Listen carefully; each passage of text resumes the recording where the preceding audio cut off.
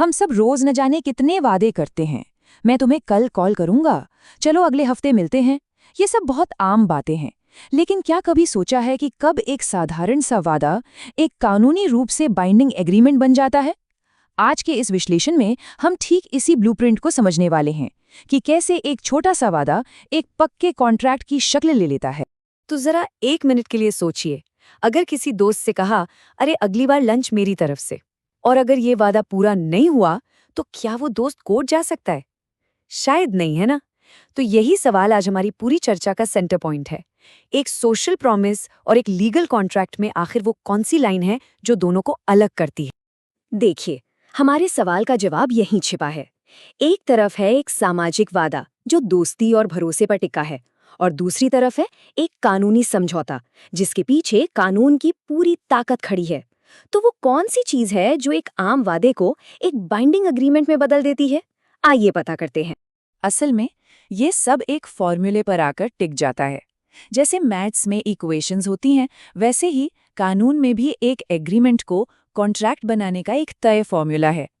ये कोई rocket science नहीं है, बल्कि कुछ बहुत जरूरी चीजों को एक साथ लाने का प्रोसेस है।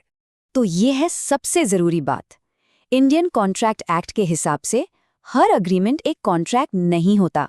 सिर्फ वही अग्रीमेंट कॉन्ट्रैक्ट बनते हैं जिन्हें कानून लागू करवा सकता है। ये छोटा सा फॉर्मूला इसे बिल्कुल साफ कर देता है। एक अग्रीमेंट और साथ में उसे कानून से लागू करवाने की ताकत, जब ये दोनों मिलते हैं तब जाकर एक कॉन्ट्रैक्ट बनता है। तो अगर हमें एक मजबूत कॉन्ट्रैक्ट बनाना है तो हमें कुछ जरूरी चीजों की, या कह सकते हैं सामग्रियों की जरूरत पड़ेगी। इनको एक इमारत के बिल्डिंग ब्लॉक्स की तरह समझिए। अगर एक भी ब्लॉक गायब हुआ तो पूरी इमारत गिर सकती है। तो चलिए देखते हैं कि ये ब्लॉक्स हैं। ये है वो 5 बिल्डिंग ब्लॉक्स। सबसे पहले ऑफर और एक्सेप्टेंस, फिर लीगल इरादा, उसके बाद कैपेसिटी, फिर फ्री कंसेंट और आखिर में कंसिडरेशन। चलिए अब एक एक करके इन सबको समझते हैं। पहला और सबसे बुनियादी ब्लॉक, ऑफर और एक्सेप्टेंस। किसी भी समझौते की शुरुआत यहीं से होती है। एक इंसान प्रस्ताव रखता है और दूसरा उसे मान लेता है। ये एक तरह का लीगल हैंडशेक है जहां से कहानी शुरू होती है। ये क्लासिक केस इसे बहुत अच्छे से समझाता है। एक कंपनी ने विज्ञापन दिया कि जो कोई भी उनकी स्मोक बॉल यूज करेगा और फिर भी उसे फ्लू हो गया तो उसे इनाम मिलेगा। मिसेस कारल ने सारी शर्तें पूरी की और इनाम का दावा कर दिया। कोर्ट ने जो सिद्धांत बनाया वो आप यहाँ देख रहे हैं कि वो विज्ञापन एक जनरल ऑफर था और उसकी शर्तों को पूरा करना ही एक्सेप्टेंस था, और बस एक कॉन्ट्रैक्ट बन गया। हमारी दूसरी सामग्री थोड़ी अलग है, इरादा। कोर्ट हमेशा ये सवाल पूछता है, क्या दोनों पार्टीज का सच में एक कानूनी रिश्ता बनाने का इरादा था, या ये बस एक सोशल अरेंजमेंट था? इस मशहूर केस में एक पति ने अपनी पत्नी को हर महीने कुछ पैसे देने का वादा किया, लेकिन बाद में देना बंद कर दिया। कोर्ट ने कहा कि ये एक घरेलू समझौता था, कॉन्ट्रैक्ट नहीं। ऐसा माना गया कि जब उन्होंने ये वादा किया था तो उनका इरादा इसे कानूनी जामा पहनाने का नहीं था। ये केस आज भी बताता है कि इरादा कितना मैटर करता है। अब आते हैं तीसरे ब्लॉक पर, कैपेसिटी यानी क्षमता। कानून ये तय करता है कि कौन कॉन्ट्रैक्ट करने के लायक हैं और कौन नहीं। ये इसलिए ज़रूरी है ताकि कोई किसी ऐसे इंसान का फ़ायदा ना उठा ले जो अपने फैसलों के नतीजों को पूरी तरह से नहीं समझता। ये भारत का एक बहुत ही ऐतिहासिक केस है। इसने साफ कर दिया कि एक माइनर यानी 18 साल से कम उम्र के व्यक्ति के साथ किया गया कोई भी एग्रीमेंट वॉइड एब इनिशियो होता है। मतलब वो शुरू से ही जीरो है, शून्य है।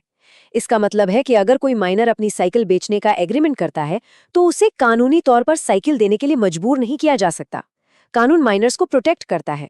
हमारी चौथी सामग्री है स्वतंत्र सहमति। इसका मतलब है कि दोनों पार्टियों की हाँ में हाँ होनी चाहिए, बिना किसी दबाव, धोखे या गलतफहमी के। सहमति असली होनी चाहिए, जबरदस्ती की नहीं। तो सहमति फ्री कब नहीं होती? जब किसी को धमकी दी जाए, या कोई अपनी पोजीशन का फायदा उठाकर दबाव डाले, या फिर साफ साफ झूठ बोला जाए। ऐसी किसी भी सिचुएशन में सहमति को फ्री नहीं माना जाता और उस कॉन्ट्रैक्ट को चैलेंज किया जा सकता है। और हमारा आखिरी और 5वां ब्लॉक है कंसिडरेशन। लैटिन में इसे क्विड प्रो क्वो कहते हैं, जिसका सीधा सा मतलब है बदले में कुछ। एक कॉन्ट्रैक्ट में दोनों पार्टियों को कुछ ना कुछ वैल्यू वाली चीज मिलनी चाहिए। ये लेन देन का सिद्धांत है। ये केस दिखाता है कि कंसिडरेशन का नियम कितना लचीला हो सकता है।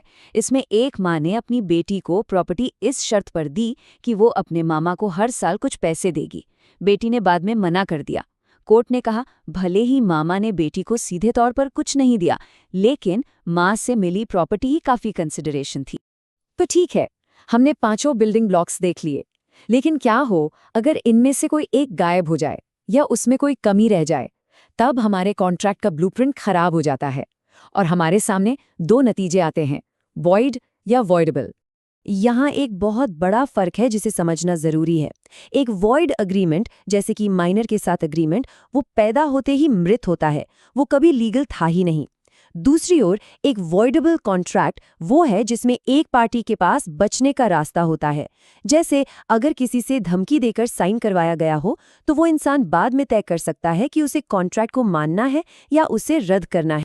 अच्छा, अब मान लीजिए कि हमारे पास एक बिल्कुल सही वैध कॉन्ट्रैक्ट है, लेकिन एक पार्टी अपना वादा तोड़ देती है। इसे कहते हैं ब्रीच ऑफ कॉन्ट्रैक्ट।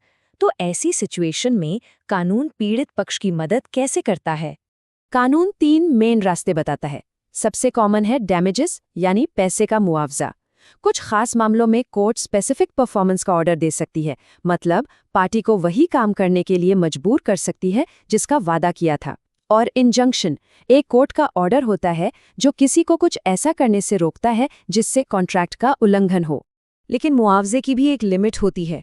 ये केस एक जरूरी सिद्धांत बताता है, आप सिर्फ उन नुकसानों के लिए मुआवजा मांग सकते हैं जो सीधे तौर पर वादा तोड़ने की वजह से हुए हों और जिनका अंदाजा पहले से लगाया जा सकता था, किसी भी दूर के या अनसोचे नुकसान के लिए नहीं।